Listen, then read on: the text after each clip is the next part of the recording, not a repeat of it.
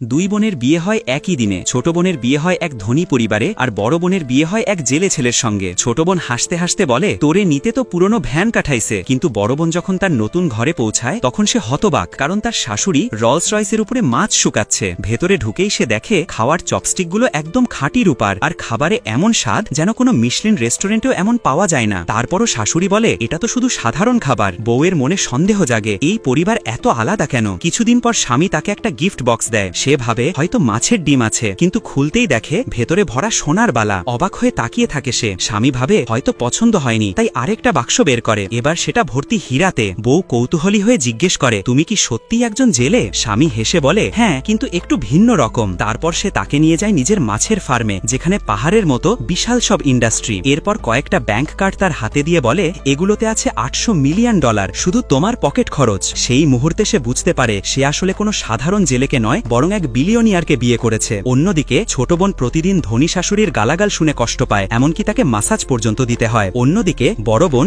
বিশাল সম্পদ থাকা সত্ত্বেও নিজ হাতে কাজ করতে ভালোবাসে। একদিন স্বামী তাকে এক বিশাল গ্র্যান্ড পার্টিতে নিয়ে যায়। সেখানে তার দেখা হয় ছোট বোনের সঙ্গে। ছোট বোন অপমানের উদ্দেশ্যে বলে, এই মেয়ে আমার জুয়েলারি চুরি করেছে। তারপর সে বলে, ওর শরীর পর্যন্ত সার্চ করতে হবে। বড় বোন যখন ঠেলাঠেলিতে পড়ে যায় তখন তার হীরার হার মাটিতে পড়ে যায়। ছোট বোন তাকিয়ে দেখে ওটা বিশ্বের একমাত্র অ্যাঞ্জেলস উইং নেকলেস। সব অতিথি হতবাক হয়ে যায় এবং ভাবে বড় বোনই নিশ্চয়ই চোর। ঠিক সেই মুহূর্তে তার স্বামী দরজায় এসে দাঁড়ায়।